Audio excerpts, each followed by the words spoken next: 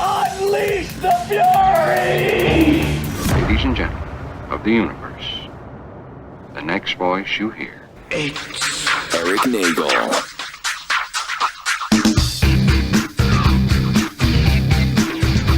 It's another edition of It's Eric Nagel, and that is me. My name is Eric Nagel.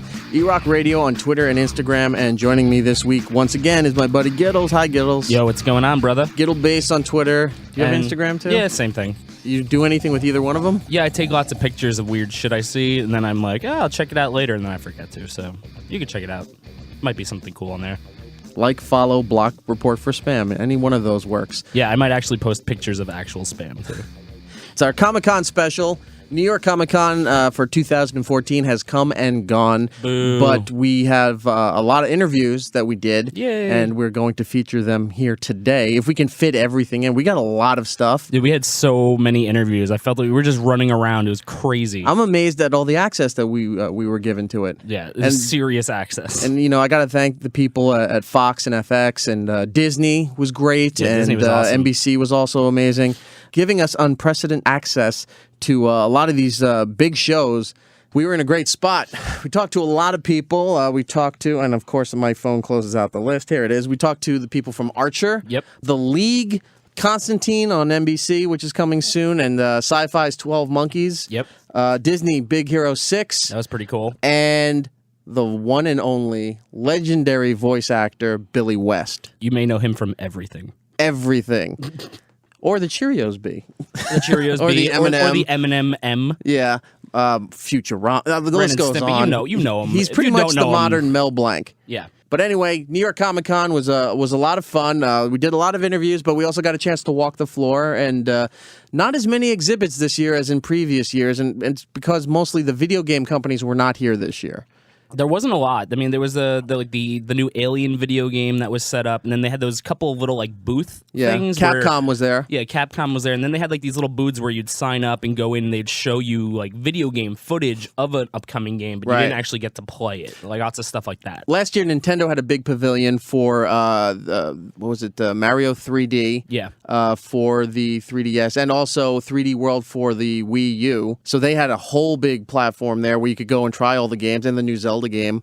PlayStation 4 was there last year. But there was no like I don't think console so. people there at all. There was this year. nothing, There was not nothing. even PC gaming. No, there Nothing. wasn't a lot. I'm trying to think what else was there. Lego had a big pavilion for... Yeah, they had like that Bionicle thing, and it had the almost like the Olmec like mask made out of Legos sitting there. That was pretty cool. And it looked like that Temple show from Nickelodeon. Legend of the Legends Hidden of the Hidden Temple. And there was actually a group of cosplayers there as all the teams from Legends of the Hidden Temple. Like Really? Yeah, the Silver Snakes, like the Blue Barracudas, like they were all there with the helmets on and everything. I saw them walking around on the floor. Did you ever want one of those shirts? Oh yeah. You can just go to hiddentempletshirts.com and buy them, I think. I always wanted a shirt from the show which predated that called Wild and Crazy Kids. Wild and Crazy Kids was awesome, and Finders Keepers too. Right. Was that the one with the house? Yeah, they had to ransack the house looking for keys. Did you ever and play shit. it at home? Oh yeah, my parents With your hated friends? it. Yeah, They were my like, why are parents you did ruining too. everything? It's Me like, and my it's the younger home sister, game. we'd hide something in a room, and then you would time yourself, and you're going through ripping dressers apart, flipping mattresses, just like you see in the show,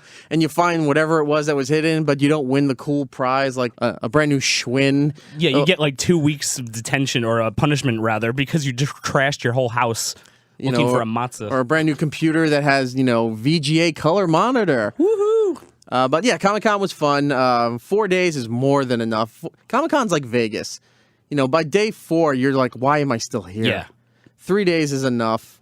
Even 2 days might be enough to satisfy your desire to be there. But there was a lot of good shopping, a lot of good stuff. The panels were bigger this year than they ever been. The panels were huge. When the Walking Dead panel started, The floor it cleared. was amazing. You could walk down the aisles and like put your arms out and spin around and sing and dance, and Right. you wouldn't even hit anybody because everybody was at the Walking Dead panel. And you ran into a guest that we were supposed to get, but they had to cancel. Oh yeah, You ran Robert into- Smigel and Triumph And Jack McBrayer. and Jack McBrayer. Yeah. Yeah. What were they doing on the and floor? Tay Zonday, he was there too. Yeah, what were they doing with the Chocolate Rain guy?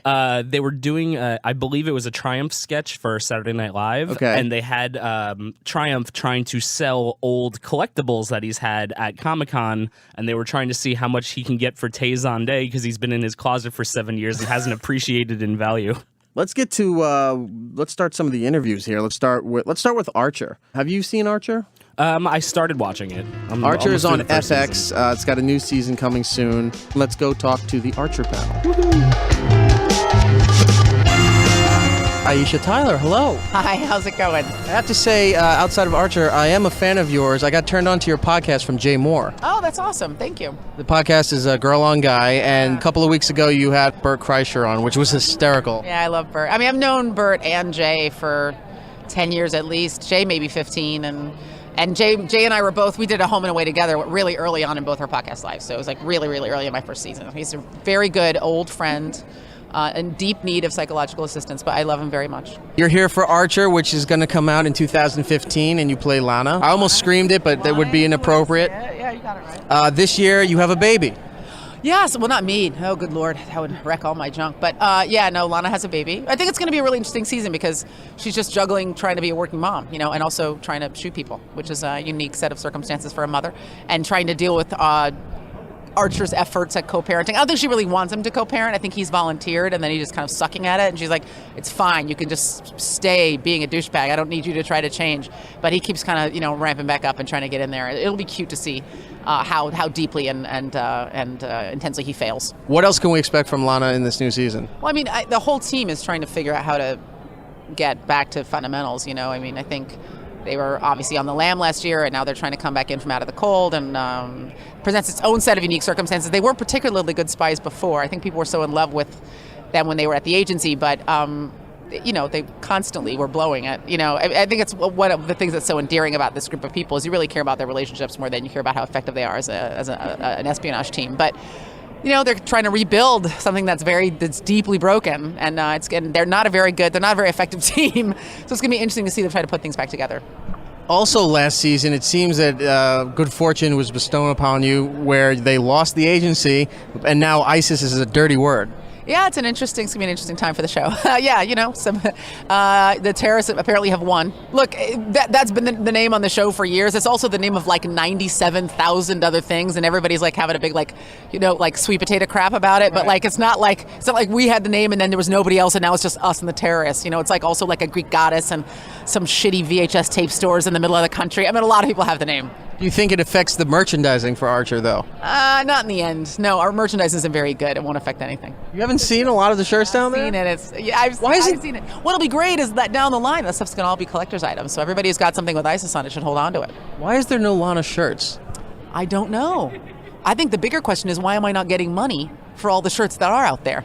Look, I ask this question to a lot of people, especially those who work in animation or who work in big studio projects where they've written and created and there's a merchandise and a toy line.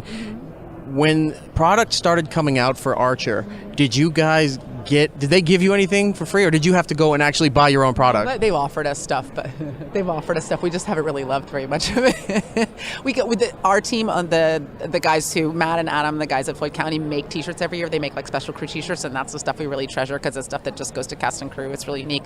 Last year they did a T-shirt from this was a Vietnamese motorcycle company, like Kuong T-shirt, and that was actually on the Slater character in the season, so that's a really special shirt. So we have our own kind of interior stuff that we do as a group, but I think Amber's got the dolphin. She's got the original blue dolphin. There's a pink dolphin circulating right now. Not regulation. Pink dolphin is not regulation. So I refuse to even acknowledge the pink dolphin because it's an imposter. Aiesha, thank you very much for your time. I appreciate it. Thank you. Thanks, guys. I'm Amber Nash, and I play Pam Poovey. I have to ask you, when is the dolphin coming back? You know what? I don't know. And that's a very good question. I'm like, we never see this guy. He's in all the promotional materials, but we never see him. Not since season 1, I don't think. Right. So I don't know if he's ever coming back. I think now it might be like a point of pride to Adam that the dolphin is never coming back. It's a silhouette in the intro. Yeah, I know. I don't know I don't know if it's ever coming back. And we saw it on the floor. There's the blue dolphin, and as Aiesha Tyler told us, there's a pink dolphin, which we know is not a sanctioned property from Archer there, but the blue dolphin is out there in the public. That's right. And there's also a gray dolphin floating around from the same company. And I think the gray dolphin was maybe like a small batch, like a special batch for San Diego Comic-Con. I don't know.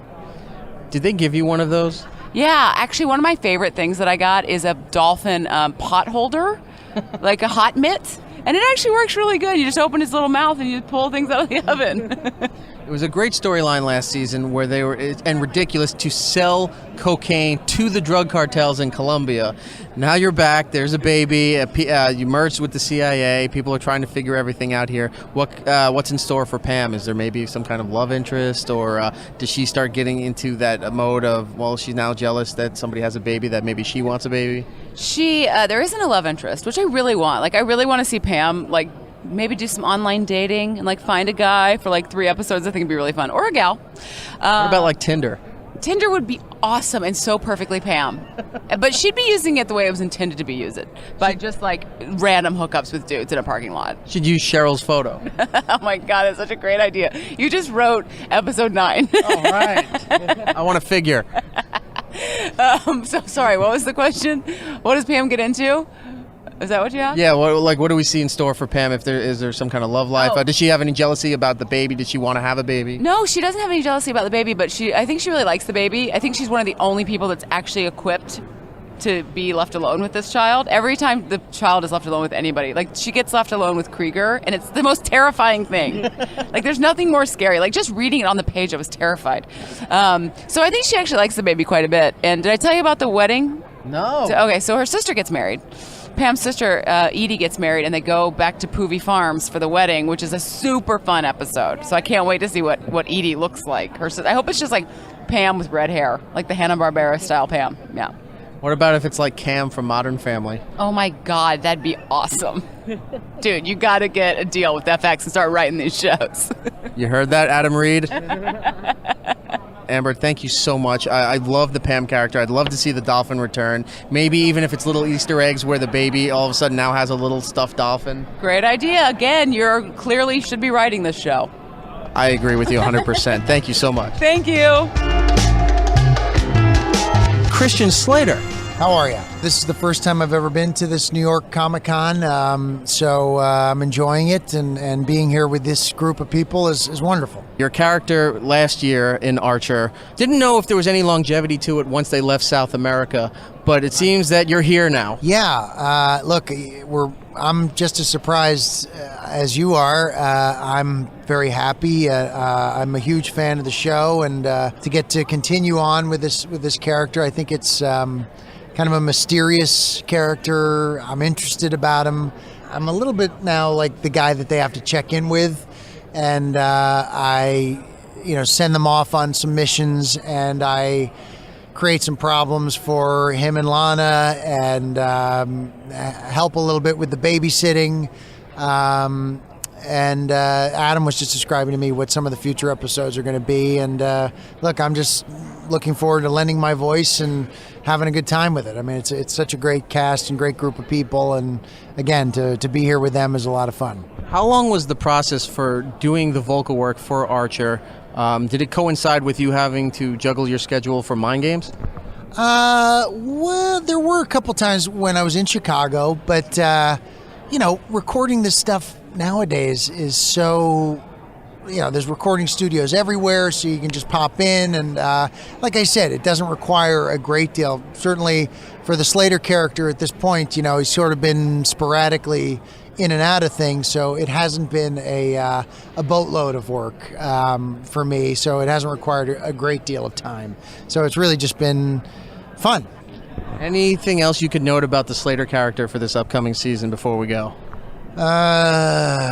Anything? Any kind of love interest, maybe? That I honestly don't know. I mean, Adam was just describing to me some of the future things that were going to be happening, and it all sounded very, it's like he was telling me these things, and he was like, but only if you want to, only if you want to. I was like, dude, of course I do. I'm completely committed and 100% into this. So wherever he wants to go with it is fine with me.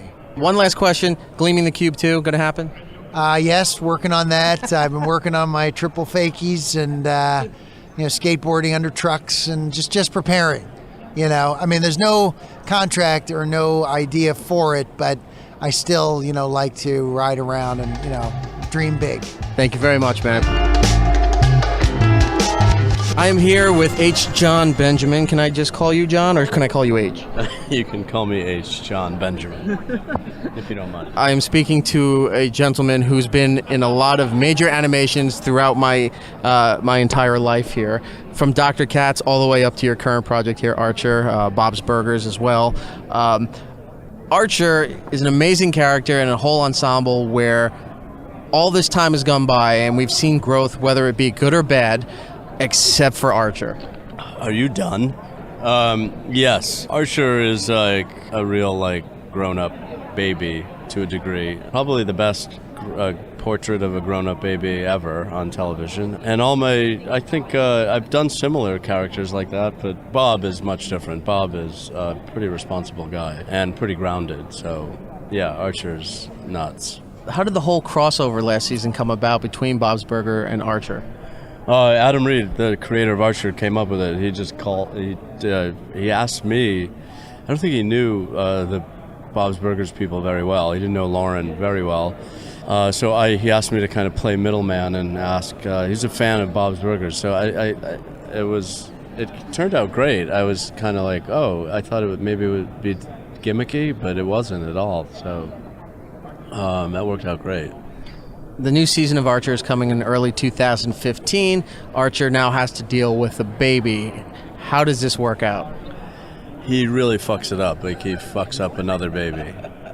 He's fucked up a few. This could be this is the second baby. I don't know how badly he fucked up the first baby, but he's in no position to really be a dad. I think he has the hope or the idealism that he'll be able to handle it. And that's the problem with Archer. His idealism is childlike, and you don't want a child to have a baby. With all the animation work that you've done over the years, and God bless you, because there's people who are trying to do it and don't succeed, or do get a job here or there but don't have the longevity that you do. How does that come about? You just seem to fall into project after project after project, and all of them are incredibly well written, they're hysterical, and they are successful. I'm really good. It's a great answer. It's very true. Yeah. I mean, whatever I do is good, because I'm in it. How do you...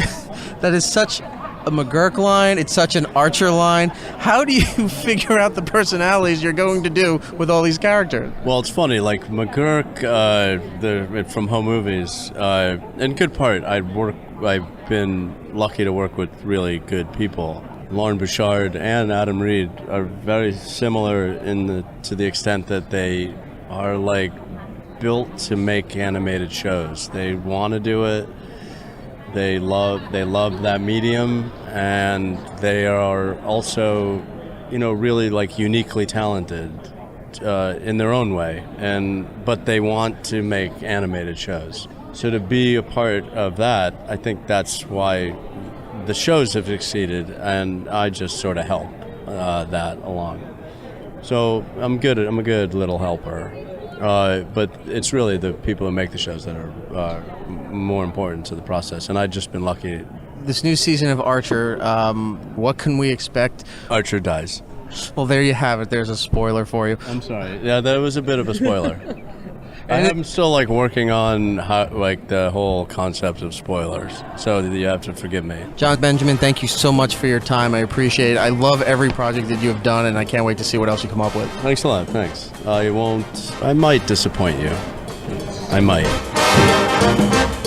It's Eric Nagel at New York Comic-Con. Yes, back here on It's Eric Nagel. That is me, and my buddy Giddles is here, and we're talking about all the stuff that we did at New York Comic-Con 2014. It has come and gone, but we had a lot of interviews, and a lot of the stuff still yet to get to here. We just talked to the whole cast of Archer. It was pretty awesome. Which was insane. And to hear the voices and then see the people, if you didn't know some of the actors, you're like, wow, you look nothing like what your voice sounds. Yeah, H. John Benjamin just looks like a little angry sailor. It's pretty funny. He looks like a retired Navy guy. Yeah. And he's just like, oh, I got to deal with these young punks. I want to talk about Rick and Morty real quick before we get into the next panel here. Rick and Morty, we went to the panel, but they were running late. And unfortunately, they had to scrub the one-on-one interviews. And what they do is in some of these interview sessions, they have round tables where the cast will split up and go to different tables and talk to people. But people have their microphones set up in the middle of the table, and then they fight for questions to ask the talent there. And I had to pass on that because it doesn't make good radio. It just doesn't. I don't know if any of this is making good radio, but I know that would be worse by recording off the round table there. So I politely had to decline, and they understood, all the people at Adult Swim. They were very nice about it. But they gave me some Rick and Morty DVD sets that are signed that we will give away at a later date, which I thought was really cool, and Dan Harmon couldn't have been nicer. Yeah, it's a great little prize to get. It's signed by Justin, Dan Harmon, and Chris Parnell. Yes. It's really cool. You want it. So we'll give that away, not today, but at another time. Maybe we'll ramp this up for Christmas. Big Christmas Comic-Con giveaway. I'll post a photo at eRock Radio on Twitter and Instagram. Can we talk about, for a quick second, some of the roundtable bloggers who were dressed like Batman and Superman, doing interviews? And it's like, really, Batman? Like, oh, let's call on Batman for this question. It's so weird. I don't know if I think it might have been Constantine. Yeah. That there was a guy dressed up as Egon Spangler in his full Ghostbusters jumper, and he's trying to conduct an interview, not a one-on-one, just at the table. How do you feel as a talent for a new show where you have to sit down and you look at these people? And look, you got to understand, you got to appreciate the bloggers and the fans of the show and whatever. Yeah, no hate. So you got to give them you got to give them time. But how do you take it seriously when you're promoting a new show like Constantine? And you got to take questions seriously from a guy dressed up as a Ghostbuster. But Constantine's like, I'm a Ghostbuster too. And then some of them taking it way too seriously, more than some of the legitimate media like SiriusXM. AP was there, People Magazine, I think Time was there as well. And those guys were nice, and they were doing their job and taking it seriously and being professional. But then you get some of these bloggers where they just have a camera and a microphone, and they make up their own little mic flag for it, and they think that they're, top shit, and they're just going to elbow you out of the way, and you go, get the hell out of my line. Yeah, it's like, what are you doing here? Get out of the way, when they try buddy. to leech in on your conversations and stuff, you're not getting a big scoop here. Sorry, No, pal. you're really not. So let's go to the next panel here. We'll talk to the people from The League. Okay. Are you familiar with The League? I watched the first season of it when it was on a while ago, but I didn't really You definitely have to catch up. All 5 seasons are on Netflix. Season 6 is currently now on FXX. You can watch those on demand. I recommend it. It's a funny show, and each year it just keeps getting worse and worse as far as the cruelty to each other and the gags that they go through. But that being said, it's better and better every year. That's awesome. So don't take it the wrong way. It's a great show. You definitely need to check it out. We spoke to Steve, who I can never pronounce his last name, but Paul Scheer was there, and Nick Kroll. Yep. So, what a get. Here it is, The League.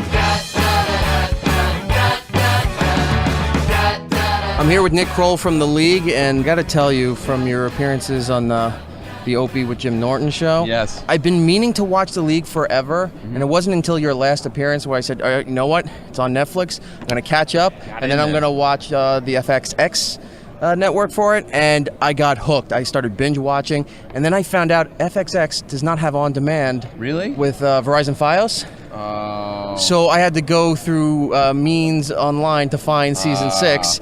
And is that how you're going to say Means Online? Yeah, Means Online. Yeah. I got to say, it's just each season just keeps getting better and better. Thank you. Season 6, you're in Korea just because they wanted to send you, and you're trying to follow along online, and everything is either you're right on point or you're a few seconds behind, which is a perfect way to portray it. And you keep getting yelled at by a guy who you either think is the janitor or your boss. Right. How are you enjoying Korea? Korea was a great experience for Ruxin. He really learned. He's a real international, a real bon vivant traveler of the world.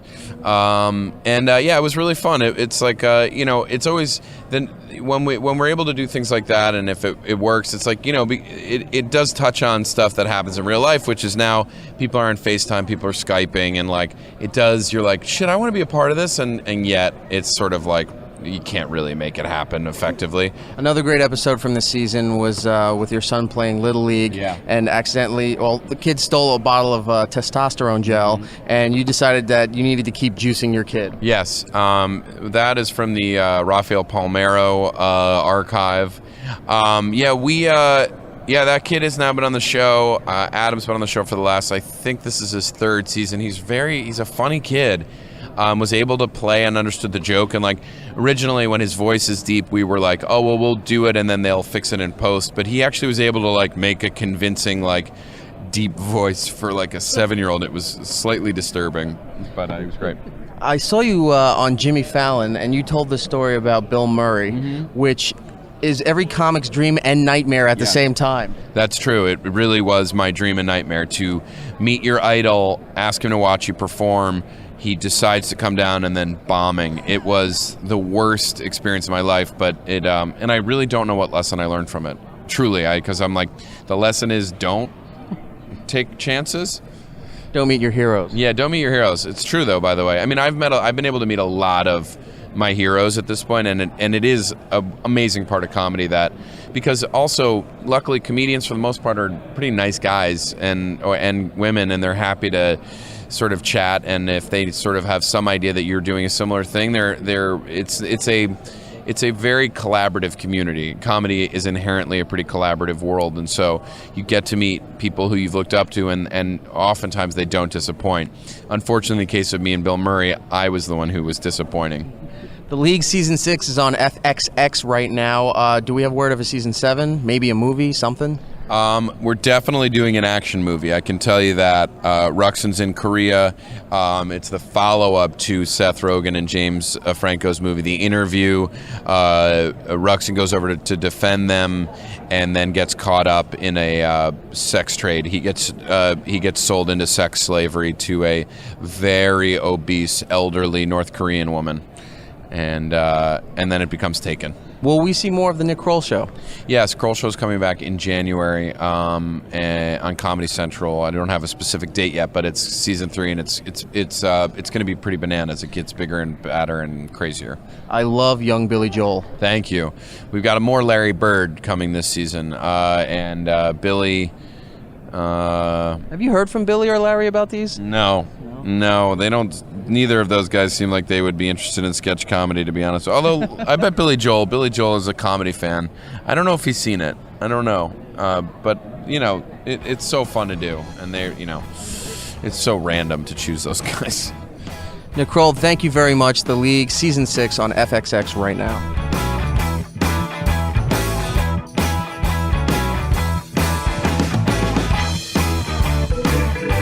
I'm here with Stephen and Paul from The League, and guys, this is a very exciting day. I've only recently become a super fan of the show. Nick was on our show not too long ago. I did the binge watching on Netflix, and now I'm on season 6 on FXX, and this show is just insane. Yeah, we every year it gets almost worse and worse with the behavior that we display. Yeah, I mean, look, it's only I don't know how people still continue to support us. I really don't. Is the whole process just to make it so cringing and so unbelievable that you're just trying to say, look, people have to leave at some point? I mean, stuff that we've done on the show, we're like, is this going to play? I don't really know, and we'll see. We'll find out. We were like really nervous about the episode where Katie pretends to have cancer. Like, oh, we're going to take a hit on this. And most of the comments I read, and I feel like this is our fans are turning now. They're like, you didn't go far enough. Like, our fans don't, like, we're bastardizing our fans. We're making them worse people. Yeah. So, so we take credit in that. And when we actually get to the Ray Rice thing, that's going to be our moment where people are like, no, we're done with this show. I got to say, I wish the Teflondre thing ran a little bit longer. I know, everyone says that. I did too.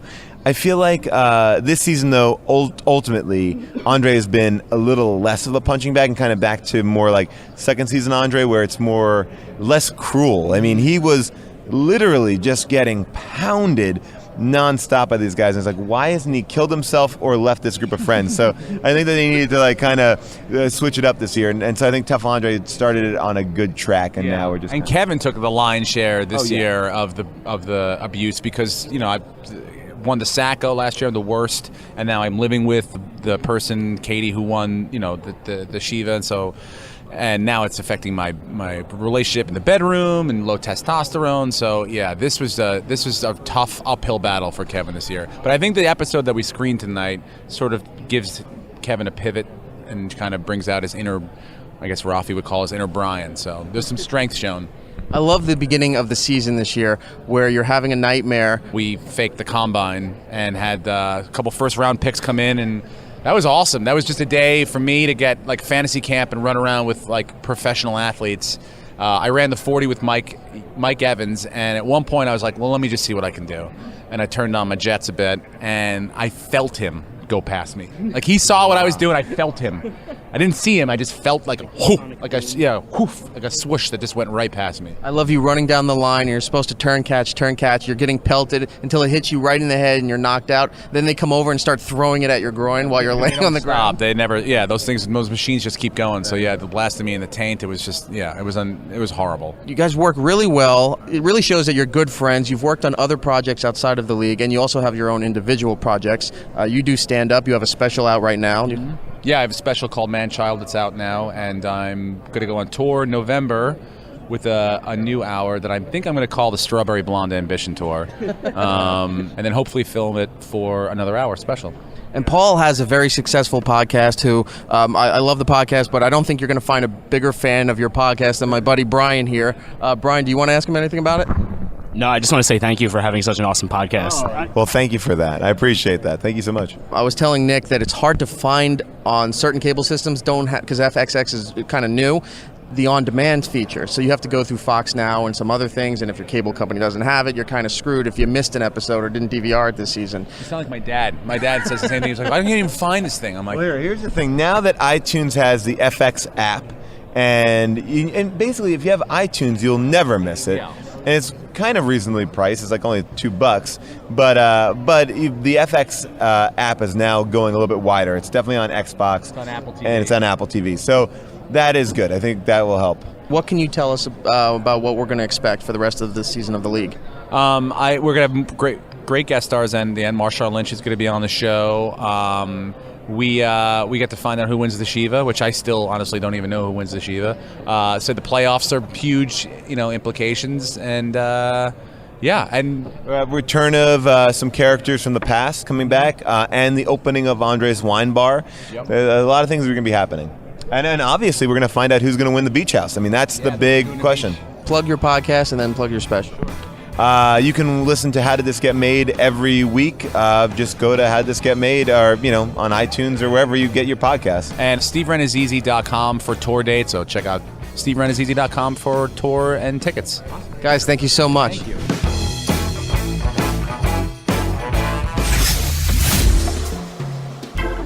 Eric Nagel. You rock? Well, he'll be right back.